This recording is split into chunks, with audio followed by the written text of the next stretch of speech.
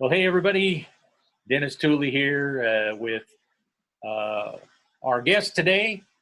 We are connected with Mike. Is it Olex? Is that am I saying? Correct. Okay, Mike Just Olex. like the watch without the R. Well, let's go with the Rolex.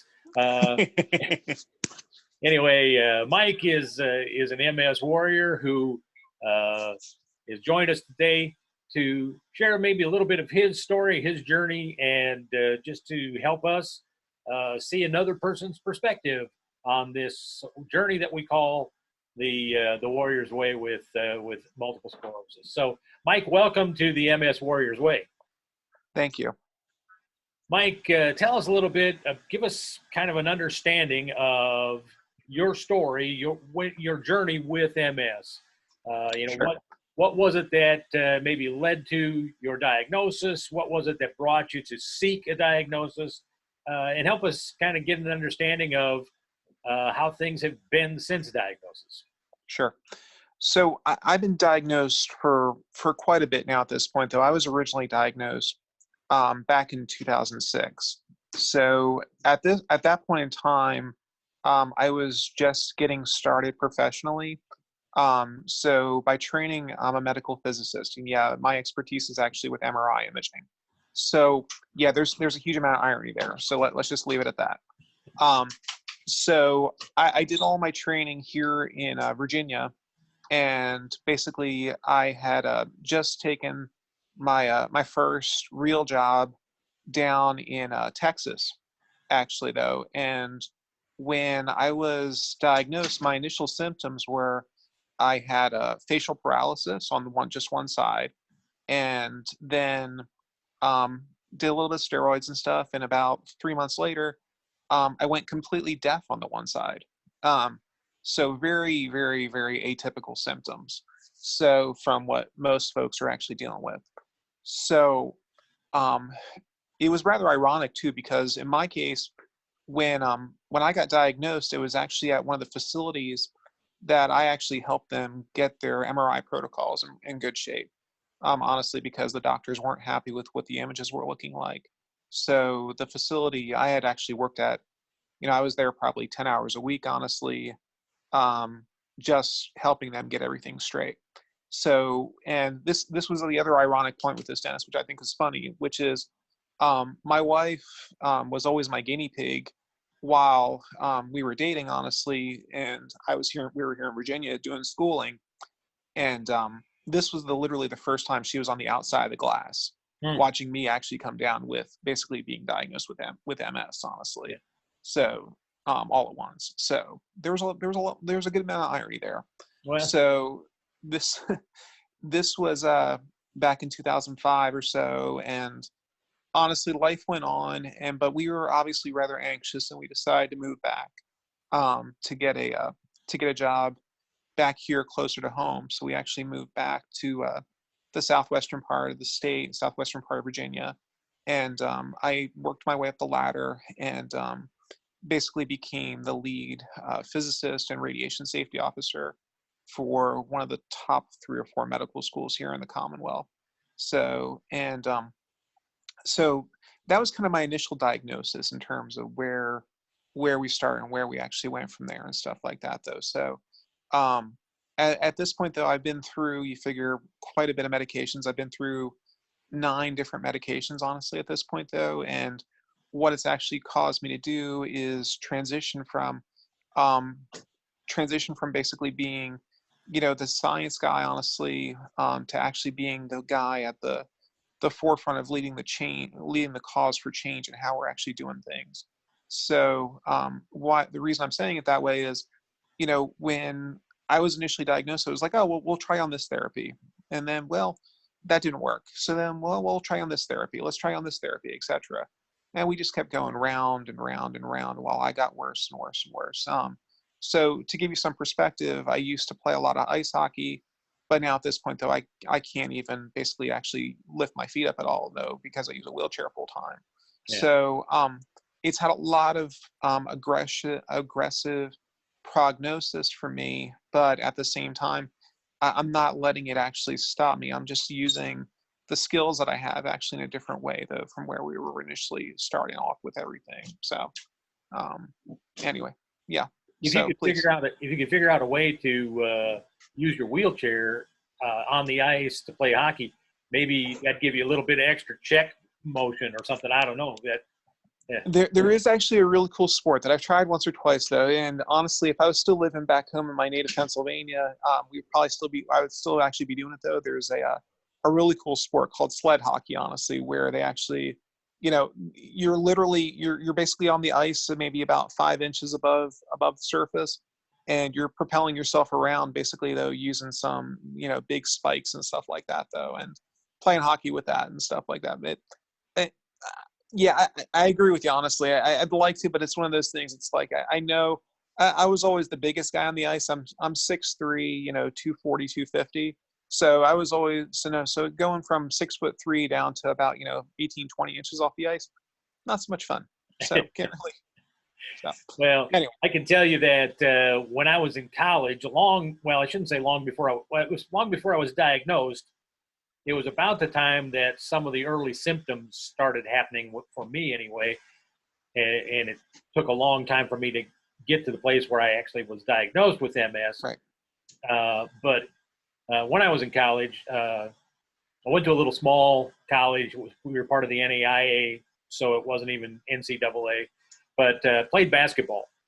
And we actually played a couple of games against a school that was also not too far from us, a college that they had a wheelchair basketball team. Right. And so they brought in wheelchairs and had us, sit down in the wheelchairs and play basketball. And I always thought, well, that's kind of cool. And then when I got to the place where I was kind of in and out of my wheelchair with depending on what my leg strength was and what my stability was, I thought, well, at least I know how to play basketball. Yeah. But the bad news is I'm just as bad now as I was playing wheelchair basketball back then. And so I'm not, but so I digress. Let me. No, you digress, but just to add to that point though, I think that's paramount though, which is you are who you are, independent of what the circumstances are in terms of whether you're walking, whether you're stumbling, or whether you're straight up using a wheelchair. Because I always like to make the point though with folks that I'm like, look, I'd much rather be using the wheelchair than having to basically limit my day in terms of what I'm doing every day. Oh yeah. And that's the point that I always make with folks though and stuff like that though. I'd much rather not have to worry about going over to go to my kid's school or going to work or anything else. I'm okay using the wheelchair, honestly, in that perspective. So that's the point that I always like to say. It's not the end of the world. It's a different way of viewing the world, but it's not the end of the world by any means. So anyway. Yeah, I tell people it's much easier to use a wheelchair than it is to explain why I'm laying face down in the middle of a parking lot. Yeah. So, yeah. No, exactly. Yeah. And to the point that you were making about you've learned to accomplish so much more by taking advantage of the tools that are available, whether it's any support for walking, cane, walker, or whatever, or using the wheelchair to get around. You're not missing out on life. I know for me, when before I was willing to admit that I maybe need to use a wheelchair, I was missing out on so much. Right. And to do it, yes, it's a different perspective from where you're sitting to where you were maybe walking around with family and friends, but at least I'm not missing out on the things that I want to do. Right. So. Yeah. And honestly too, I mean, with the wheelchair, it's awkward for like the first 30 seconds to 2 minutes with people, honestly though. And in terms of, I always like to make the joke when I used to do some substitute teaching and teaching middle schoolers and stuff like that. And with them, it was always those first 2 minutes or so were always awkward and stuff like that. But then when basically they realized, oh, well, he's all still there upstairs. It's basically just, he obviously his spine, like I always like to make the point. I mean, my MS is also a little atypical in terms of most of my stuff is in my spine. I got a little bit going on in the brain, but most of my stuff is in my spine, honestly. So it affects my walking and stuff like that. But for the most part, I'm still all there. I do have issues from day to day, honestly, but overall, I can still rationalize and still argue and make points with different things and stuff like that, though. So, so I always like to make the joke with when I have the kids, when I teach robotics after school and stuff like that. And I always like to make the point with the kids. I had one kid come into me 3 or 4 months ago. Man, you're just like that guy. I said, and I knew where he was referencing right away. And I said, what do you mean, a physicist? And he goes, well, that's not what I mean. And I was like, what? And so basically I took him aside and actually whispered in his ear. I was like, I know what you're trying to say. I said, but that you don't need to bring that up though, in terms of, think about what you're actually, what you're bringing to the party. Don't worry about what the ambulation issue is though, in terms of me walking and stuff like that. It doesn't really add anything to the conversation. So I don't even want to think about it anymore when I'm talking to kids. So. Well, and I think it's an opportunity for you to teach a life skill Right. to some of these younger people Right. that they may not have been exposed to in a way to have a meaningful conversation with somebody Right. who's willing to say, yeah, this is part of life for me, you know? And I think it's important for us to be open and honest and transparent with people, whether it's friends and family or complete strangers, with the fact that this is part of our new normal. Right. And, it doesn't change us in terms of who we are and what we're trying to accomplish. It just changes the mode of transportation getting us there. That's very well said. Exactly. I completely agree. So, Mike, where do you find encouragement in the middle of the struggles that you have because of the changes that have taken place? I think a lot of encouragement comes just from the perspective of seeing things. I never like to take a backseat to anything though. So I like to take encouragement from, my wife is actually a researcher here at the university as well too.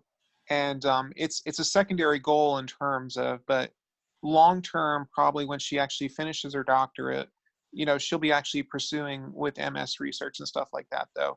And I talk to a lot of folks who are very disheartened because they feel like, things aren't moving as fast as they want them to go to actually get to going forward and stuff. And, her and I will get together usually once a week or so, and we'll actually just talk about where research is and where things are going and stuff like that, though, just to see, okay, yeah, it's not moving as fast as I'd like it to. Yeah, trust me, I would have liked to have had, a cure for this 10, 15 years ago.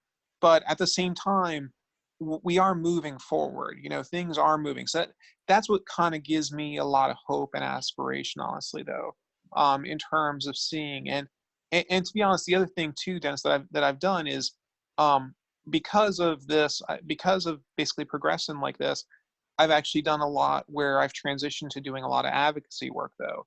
So where I go up to DC usually once or twice a year.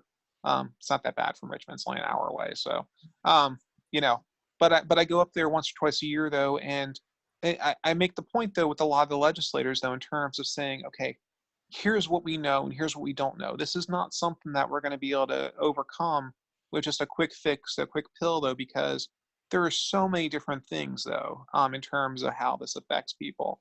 So I think that's really the empowering component though, in terms of, being your own advocate and actually saying for the things that you need and basically trying to get help for basically everybody else though too. I think that's very both empowering, but also it actually gives you some purpose for everything though. And I think that's important. So with everything. Yeah.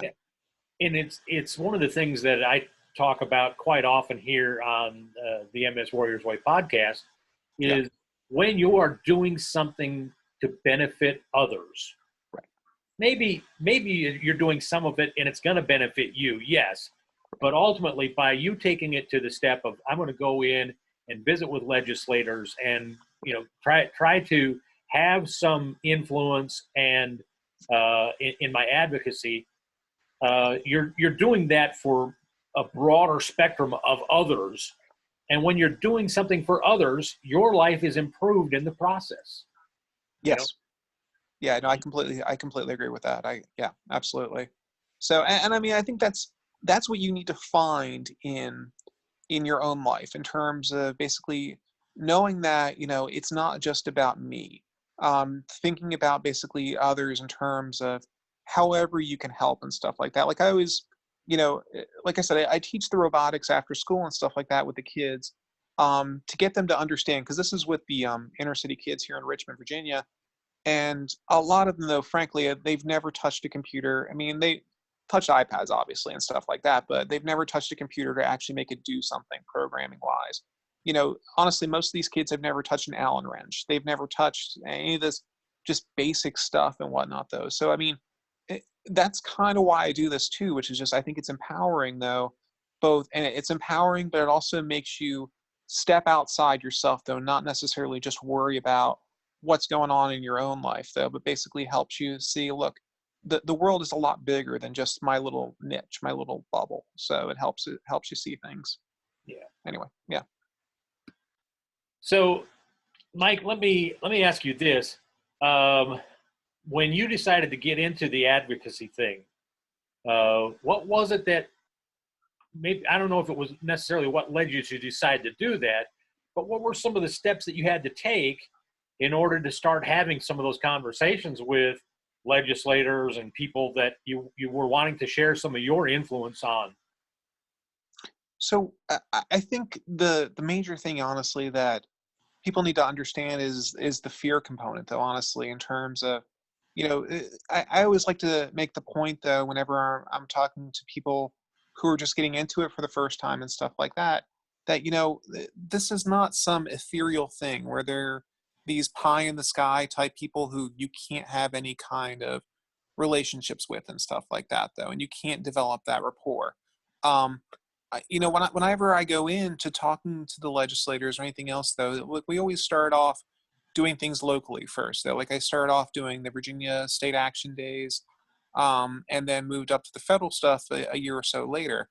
But I know that going in, I have a special skill set in terms of just being able to bring the scientific acumen, to actually be able to talk to them and explain things, simply like that. But also too, I always like to make the joke about it, though. I went to high school in Pennsylvania, but I was born in Jersey, so I always like to make the point with them. If they're willing to listen to me, I can do the whole Virginia gentleman, Southern thing, and be polite about it. But if they don't want to listen, I use my Joyzy voice, and because sometimes they have ideologies in terms of they don't want to listen just because they think it's something that's rectifiable, without actually doing anything about it and stuff like that, though. So I think the major takeaway, honestly, that I learned right away was, that these people are, they're trained differently, but at the same time, they're not really much better, I guess, in terms of the best way of saying it, though. They want to hear your story. They want to know who you are. They want to know how you actually got to this point and stuff like that, though. And they do work for you fundamentally, though, which is, I think, another point that a lot of people just don't really grasp right away, though, which is, they're doing this, and they, technically the one who signs their paycheck is their congressman or their representative and stuff like that. But they're part of constituent services. I mean, that their job is to talk to you, and I think that's the major thing, though. So we the way we started off, though, honestly, when I got involved with this 6 or 7 years ago, was just going with some people who had done it for a couple of years before me, and just you know understanding that basically by the second or third time, you're not necessarily the expert, but at the same time, you have a voice. And I think that's the part that you have to take away, though, and walk away with this in terms of, I they need to hear from me. They need to hear what I have to say. And that's the thing. So I always like to joke about it, though. We had when I first started off, we had my dream team, because basically the one of us, he was running for political office, so he actually liked doing the whole glad handing and legislative stuff, though. We had another one. She was the expert with the clinical stuff, though, and just did the research stuff. And so understanding yourself and knowing who you are, I think is paramount though to doing this kind of stuff in terms of being able to talk to these different things. So Well, and I think a lot of times yeah, people kind of feel like, well, I don't know that that my voice is all that important. right, But the reality is, um, if especially right now with us being in a an election cycle and everything, right, it's important for people to understand that the voice of one is critically important. right, The voting power, one vote can change so much. Well, that's not only can one vote change, but one person's voice can really change the perspective for a lot. And so you shouldn't be afraid to share your story, your journey, the things that are important to you. You shouldn't be right, afraid to voice those things, because it may be in a stream of several different people approaching that particular legislator or that one leader. They're hearing from you, and your story clicks with them in a way that something else hasn't, and they put your story in combination to the things they've heard already, and all of a sudden things start to make a little bit better sense. And if it wasn't for your voice, and right. so don't be afraid to share your story, to share your viewpoint and your thoughts when it comes to, particularly when it comes to something as critically important for us as uh, legislation that can have an impact in the research and the development of a potential cure. I mean, you know your own story better than anyone else. There's no argument about that whatsoever.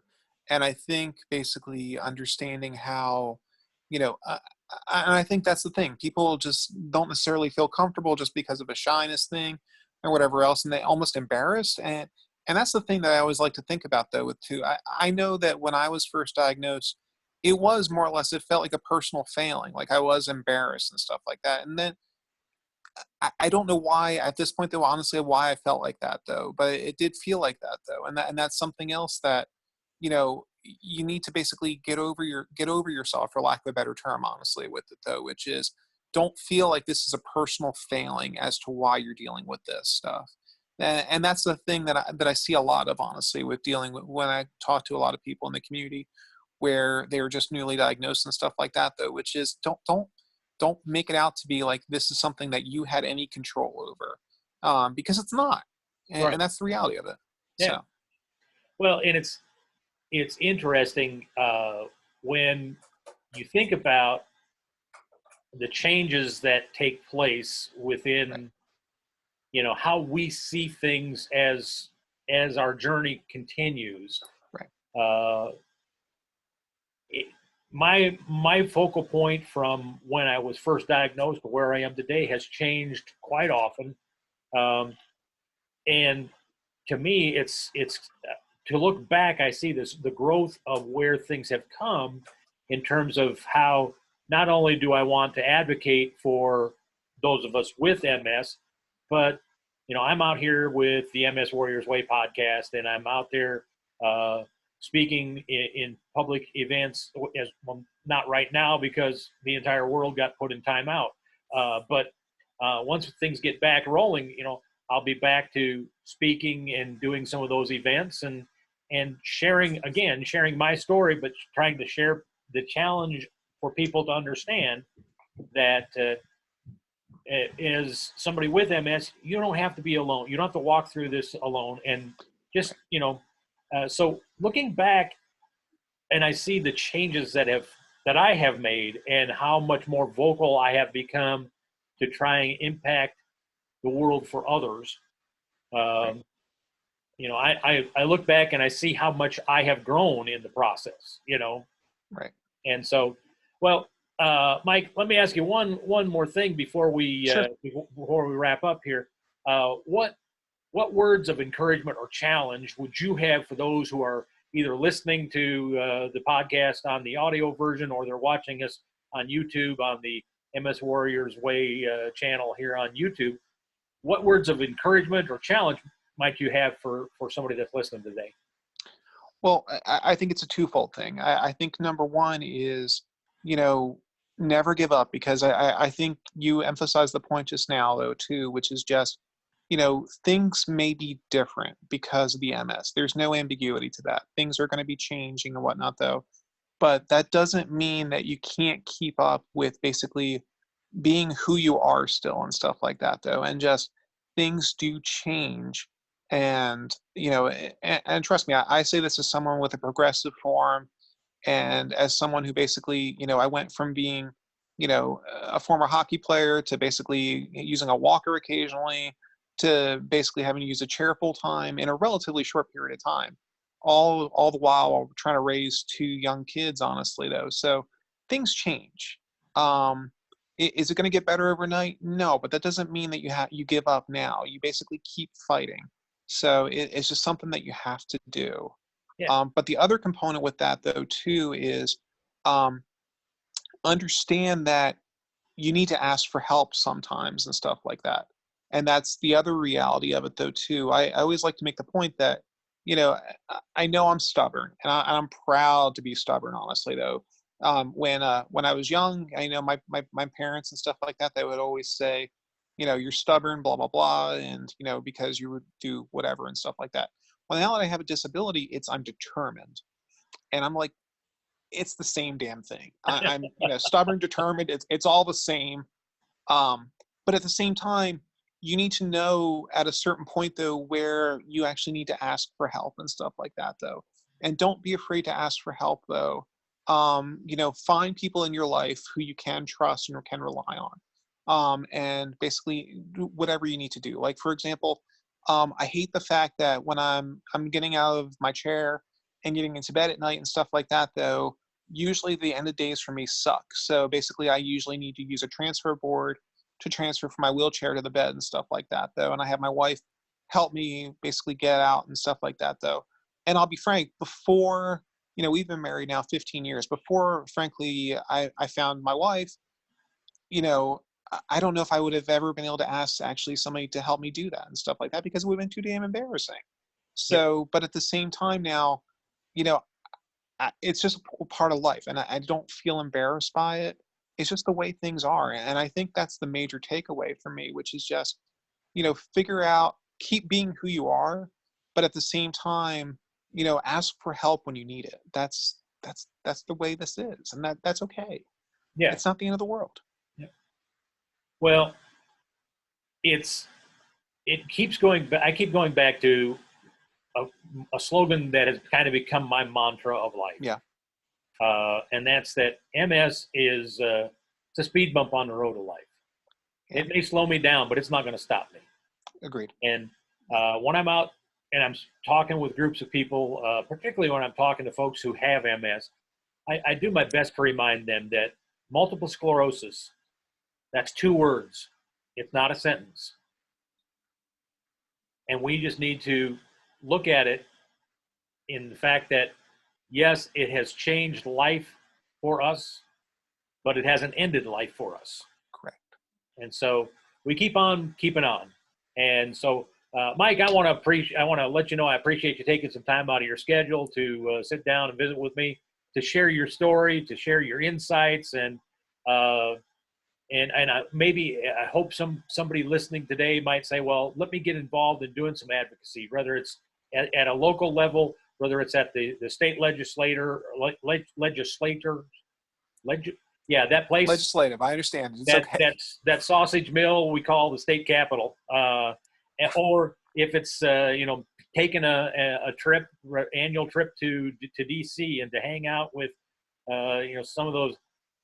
They call them the movers and shakers, and yet they're just plain folk, So hopefully we may have inspired some advocates to step up and to share their story and help us make a change in what's happening across all levels of the government.